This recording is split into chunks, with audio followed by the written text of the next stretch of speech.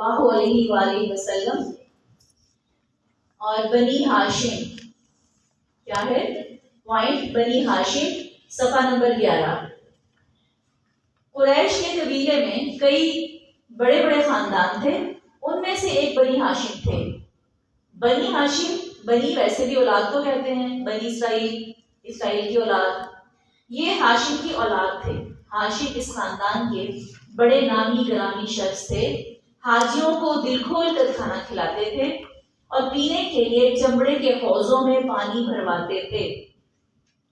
پینے کے لیے پانی کہیں نہ کہیں ارینج کرنا ہوتا ہے نا، تو یہ پانی کا ارینج کر کے رکھتے تھے.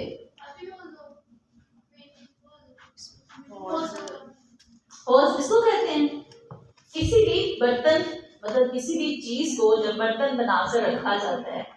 چمڑا کیا ہوتا ہے پتہ نا، موٹا لیدر.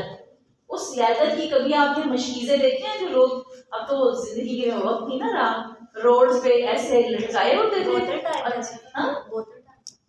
واٹر بیگ ہوتے تھے وہ، ٹھیک ہے، وہ ایسے لٹکائے ہوتے تھے، روڈز پہ پانی چھڑک رہے ہوتے تھے اس کے ساتھ. لیدر کا مشکیزہ ہوتا تھا. اسی طرح لیدر ایک سٹف ہے، آج لوہا ہے، آج سلور ہے، آج اسٹیل ہے، پلاسٹک ہے. اور اس وقت میں یہ چیزیں نہیں تھیں، مشینری فیکٹریز نہیں تھی کہ ان چیزوں کو ڈھالا جاتا. تو کیا ہے لیدر. لیدر سے ہاتھ سے سلائی کر کے بڑے بڑے حوض بنائے جاتے تھے. حوض پونڈ کو بھی کہہ سکتے ہیں، جوہڑ ہوتا ہے. اردو میں یہ تالاب کو کہتے ہیں نا، تو وہ پانی جمع کرنے کی جو جگہ ہو، جو پانی ہاں جی جمع کر کے رکھا جائے، برتن سمجھ لیں آپ بس، ٹھیک ہے. ویسے چھوٹے سے تالاب کو بھی حوض کہہ دیا جاتا ہے. اچھا جی، اس میں پانی بھرواتے تھے. یہ ایک طرح سے مکہ کے امیر شخص تھے. قریش کے لیے جو زیادہ تر تجارت اور بیپار سے روزی کماتے تھے. بیپار کہتے ہیں سوداگری، سودے کرنے چیزوں کے، ایک جگہ سے دوسری جگہ لے جانا وغیرہ. انہوں نے یہ کیا کہ حبش کے بادشاہ نجاشی، حبش ایک جگہ تھی، مکہ جیسے ایک جگہ تھی، علاقہ تھا، ایسے حبش ایک جگہ تھی، علاقہ تھا، اور وہاں پر عیسائی رہتے تھے. حبش عیسائیوں کا علاقہ تھا اور ان کا عیسائی بادشاہ نجاشی تھا. مصر ایک الگ ملک تھا، اور مصر اور شام ایک الگ ملک تھا. ان کے جو بادشاہ تھے کیسر، ان سے فرمان لکھوایا کہ ان کے ملکوں میں قریش کے سوداگر بے روک ٹوک آ جا سکیں. آپ کو پتہ ہے کام کون کرتے ہیں؟ بڑے بڑے وزراء کرتے ہیں. وہ جاتے ہیں، ان سے ٹاک کرتے ہیں، ڈسکس کرتے ہیں، اپنے ملک کی کچھ تجارت، لین دین، سودے بازی، کچھ بینیفٹ دیتے ہیں، کچھ بینیفٹ لے کر آتے ہیں.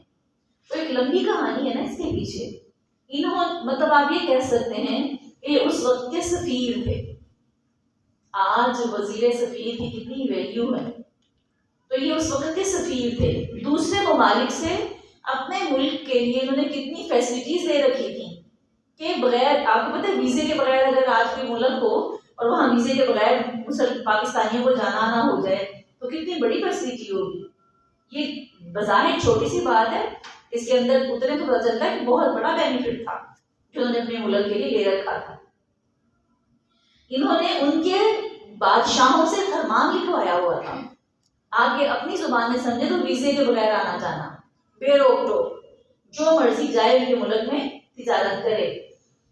پھر عرب کے مختلف قبیلوں میں پھر کر ان سے یہ عہد لیا، اللہ اکبر، باہر ممالک سے یہ کانٹریکٹ کر چکے تھے، اور اندر کی صورتحال یہ تھی کہ عرب کے مختلف قبائل نے پھر کر ان سے یہ وعدہ لیا کہ وہ قریش کے سوداگروں کے قافلوں کو نہیں لوٹیں گے. آپ کو پتہ ہے چوری اور ڈاکہ یہ آج ہی عام نہیں ہوا، یہ چلا ہی آ رہا ہے مدتوں سے. تو تب بھی چوریاں اور ڈاکے آج سے زیادہ ہوتے تھے. کیسے؟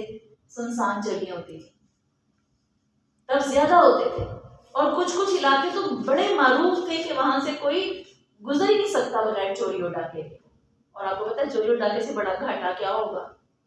تو یہ قبائل کو اندر سے بھی ایک پورا کیا دے رہے ہیں، فیور، اور باہر سے بھی پوری سپورٹ. ایسے ہمدرد جب سفیر ہوں گے، وزراء ہوں گے، تو عوام کو کتنا سکون میسر ہوگا. اور یہ مجموعی فوائد جو ہوتے ہیں ہر کوئی نہیں کر سکتا. یہ ہیں کون؟ بنی ہاشم. ہم کس کو پڑھ رہے ہیں؟ نبی صلی اللہ علیہ وسلم کے کیا ہیں؟ پردادا. کیا ہیں؟ پردادا. یہ ہم پردادا کی تعریفیں پڑھ رہے ہیں اور خبر ہے نہیں ہمیں. نبی صلی اللہ علیہ وسلم کے پردادا. یہ ہم کتاب رحمت عالم پڑھ رہے ہیں تو انہی کے خاندان کے بارے میں پڑھ رہے ہیں. اچھا جی. قریش کے سوداگروں کے قافلوں کو نہیں لوٹیں گے، یہ طے کر چکے تھے. ان سے بھی کانٹریکٹ کر لیے، ان سے بھی معاہدے کر لیے. اور قریش کے سوداگر اس کے بدلے میں یہ کریں گے کہ ہر قبیلے کی ضرورت کی چیزیں لے کر خود اس کے پاس جائیں گے. انڈرسٹینڈ؟ یعنی کوئی کیوں نہ آپ کا راستہ روکے، کیوں نہ روکے، اس کو بھی تو کوئی بینیفٹ دینا ہے. کتنا عقل مند وہ شخص ہوگا جو ایک سے دوسرے کا فائدہ جائز، حلال، پاکیزہ طریقے سے کروا کے اصول بنا رہے ہیں. مطلب اس میں کتنوں کا بھلا. وہ کہتے ہیں کہ آپ وہ چیزیں خریدنے یہاں سے، جو چیز آج بھی مطلب ایجوکیشن کو لے لیں. اگر ایک یونیورسٹی میں ایک بچہ یہاں سے چائنا جا کے پڑھتا ہے، کتنا خرچ، کتنے مسائل، سفر، دوری، کیا کیا مسائل. اور اگر وہی یونیورسٹی کوئی لا کے یہاں بنا دے اور کہے کہ یہ آپ کو یہاں اویل ہوگی، ایسی ہی فیسلٹی یہ دے رہے ہیں نا کہ آپ کے قبیلے کے اندر آپ کی چیزیں بیچے گا. آپ کو سفر کرے جا کے نہیں خریدنی پڑے گی. اور اس دور کا سفر اونٹوں کا، گدھوں کا سفر، جیسے آن لائن بھی ہے، ہوم ڈلیوری کہہ لیں. دیکھو کتنی ایزی چیز کو کر دیا. تو یہ سب چیزیں ٹھیک ہے. آگے چلیں. میں نے اس کو بہت لمبا نہیں کیا، آج ہمارے دوسرے کام لمبے ہو گئے تھے. فروا